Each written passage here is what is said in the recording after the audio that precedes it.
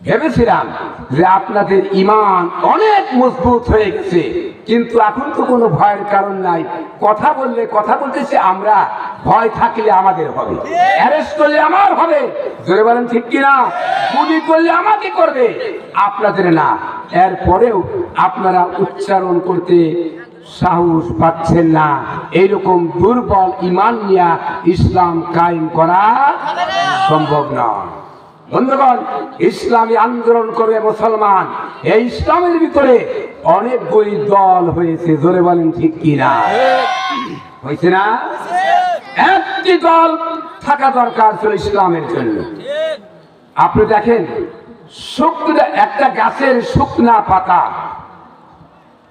এইটাকে মনে করে যদি বাংলাদেশ জামাত ইসলামী শিবিরকে মনে করেন যে শুকনা পাতা যেমন বাতাসে উড়ে যায়, বাংলাদেশের ছাত্র শিবির এবং জামাত তেমনি উড়ে যাবে, তাহলে বেকুবি হবে, ভুল হবে।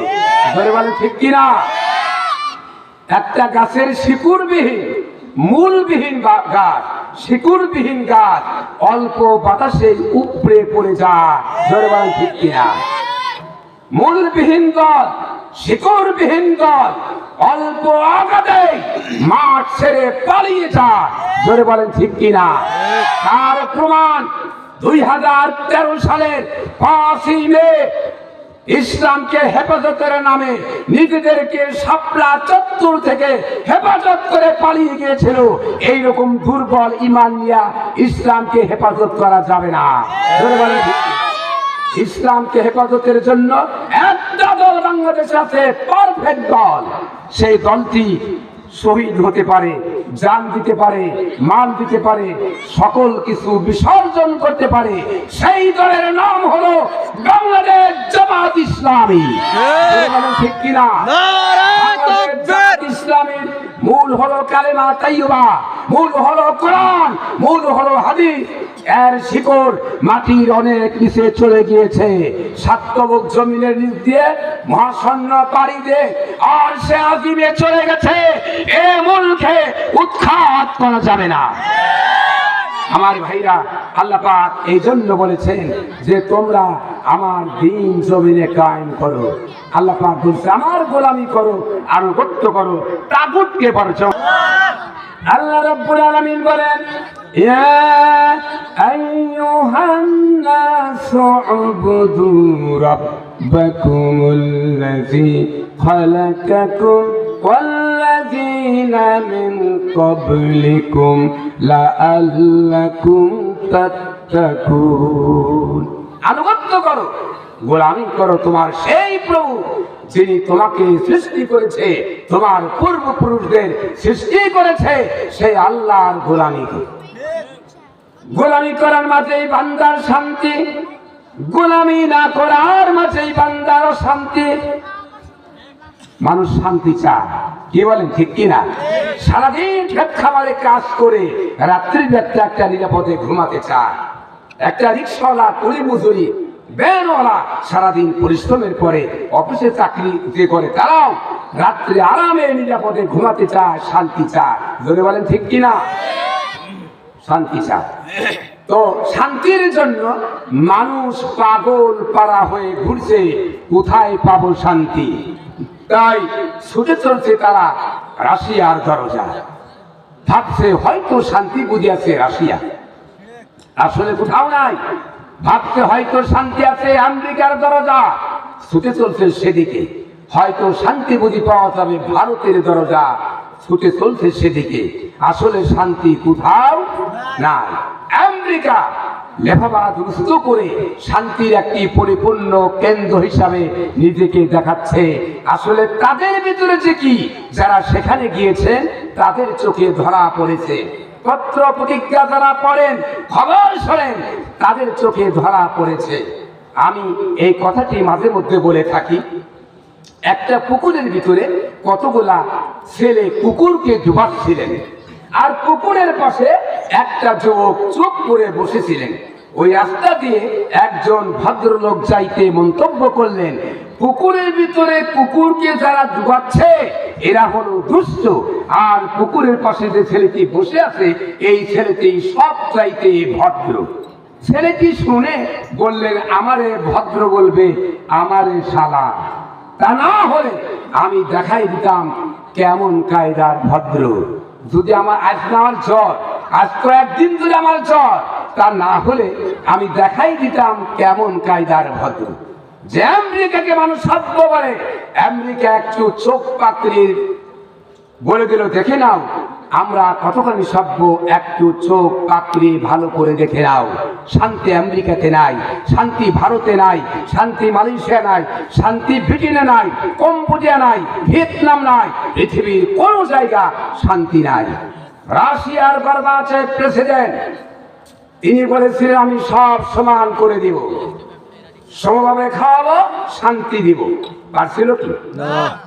রাশিয়ার প্রেসিডেন্ট গর্বাচেভের স্ত্রী রইসা যখন ওয়াশিংটনে প্লেন থেকে নামলেন, সাংবাদিকরা দেখলো এবং দেখলো যে এনার শরীরে যে অলংকার দিই, এটা দেখে মনে হচ্ছে আমাদের বাংলাদেশের নারীরা অত্যন্ত গরিব। তাহলে কি সমানভাবে করতে পারছে? সে নিজের ঘরেও সমান করতে পারে নাই। 1920 সনের আগে মহাযুদ্ধ হলো। এই মহাযুদ্ধের ক্ষয়ক্ষতি দেখে 1920 সনে লিগট মিশন তৈরি হলো, যাতে যুদ্ধ বিদ্রোহ আর না হয়। 1920 সনে 50টি জাতি মিলে ইউএনও, ইউনাইটেড নেশন অর্গানাইজেশন কমনার বানালো পৃথিবীতে শান্তি দেওয়ার জন্য। কোন কমনার পৃথিবীতে শান্তি দিতে পারে নাই, না রাশিয়া পেরেছে, না ভারত করেছে। পৃথিবীর কোন দেশ শান্তি দিতে পারে নাই। শান্তি দেওয়ার মালিক কে? আল্লাহ। আরো চিল্লা বলেন কে? আল্লাহ। আল্লাহ রাব্বুল আলামিন কোরআনে কারিমে এই কথাটি এভাবে পেশ করেছেন, আলা বিযিকরিল্লাহি তাতমাইন্নুল কুলুব। আল্লাহর স্মরণ, আল্লাহর জিকির কেবলমাত্র মানুষকে শান্তি দিতে পারে। আর আল্লাহর দ্বীন কোরআনের রাস্তায় মাধ্যমে মানুষকে শান্তি ফিরিয়ে দিতে পারে। জোরে বলেন ঠিক কিনা?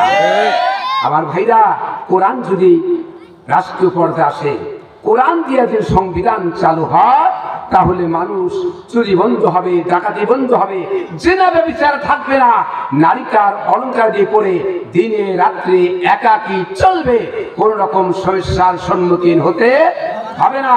খাওয়া, পড়া, শিক্ষা, বাসস্থান, চিকিৎসার গ্যারান্টি পেয়ে যাবে।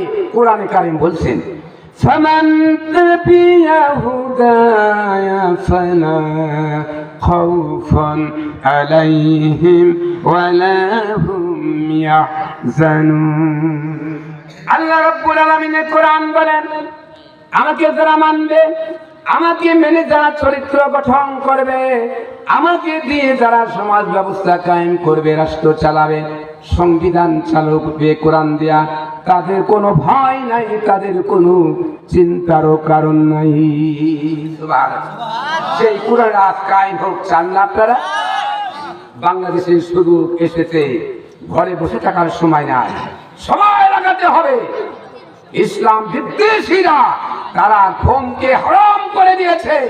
তারা পরিকল্পনা ভিত্তিক ইসলামকে কায়েম না হয়, মুসলমান ঐক্যবদ্ধ না হয়, তারা একদম তারা কি মিলিত একমত হয়েছে ইসলামকে ধ্বংসের ব্যাপারে। আর ইসলামকে রক্ষার জন্য, ও মুসলমান, আমি জিজ্ঞাসা করি, আপনারা কি ইসলাম রক্ষার জন্য এক প্ল্যাটফর্মে আসতে পারবেন না? এই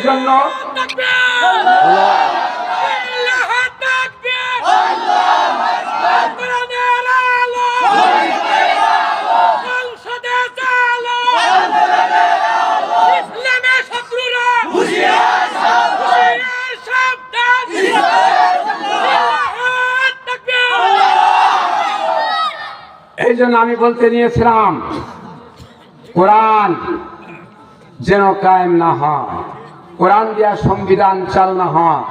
এই জন্য তারা রাত্রি ঘুম হারাম করে দিয়ে গবেষণা করতেছে। আবু জাহেলও করছিল, ঠিক কিনা? কোরআনকে বাধা দিয়েছিল কে? আবু জাহেল জান নাই?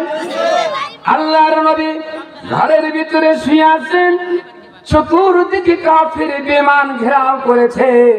আল্লাহ রাব্বুল আলামিন জিবরাইল আমিনকে পাঠিয়ে দিলেন।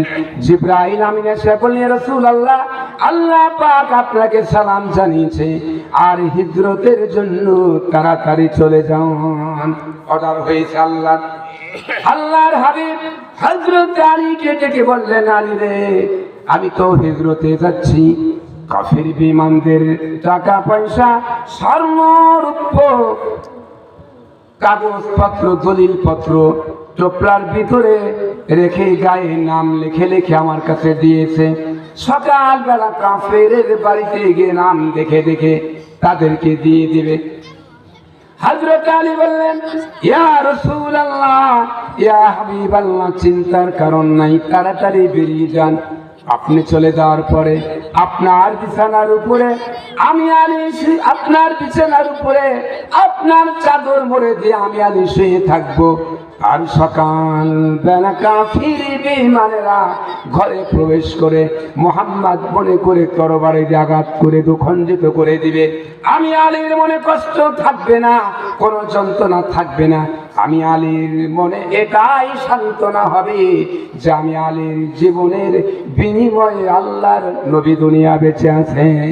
সুবহানাল্লাহ।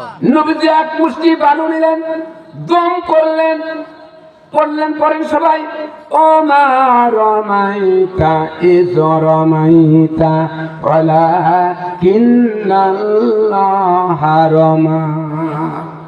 এক মুষ্টি বালু নিলেন, দম করলেন, দরজা খুলে কাফেরদের চোখের দিকে নিক্ষেপ করলেন গোলাগুলা। ঘরের চতুর্দিকে কাফের, রাসূল দেখেন নাই, কিন্তু আল্লাহর কুদরতে সকল কাফেরের চোখে ধুলা পৌঁছে গেছে। কাফেররা চোখ জ্বলাধুলি শুরু করে দিল। আল্লাহর নবী আস্তে করে বেরিয়ে গেলেন। হেঁটে হেঁটে গভীর রাত্রিতে হেঁটে হেঁটে ক্লান্ত হয়ে হযরত আবু বকরের বাড়িতে পৌঁছে গেলেন।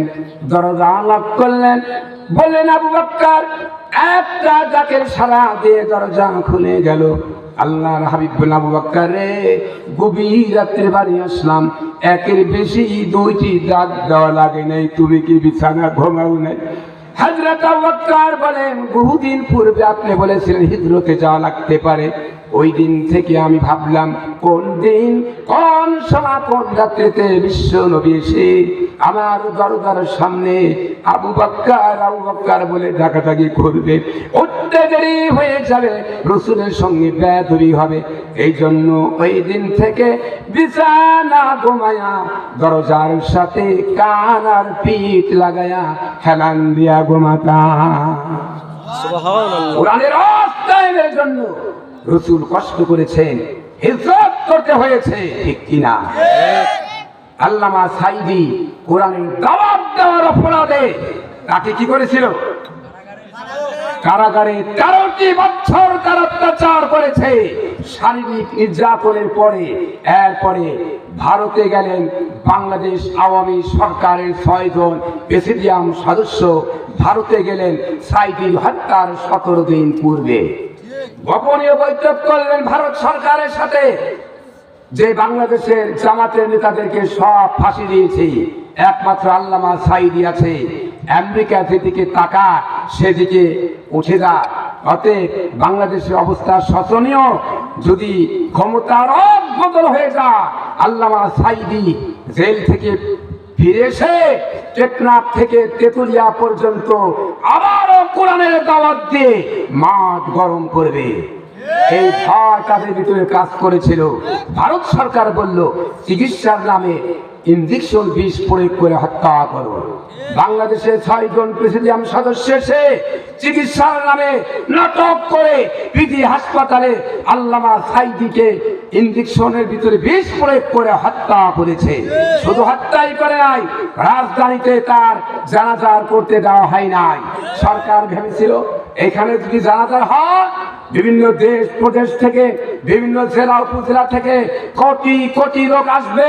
যদি তারা গণভবন ঘেরাও করে, সচিবালয় ঘেরাও করে, তাহলে আমাদের 12টা বেজে যাবে, ক্ষমতা থাকবে না।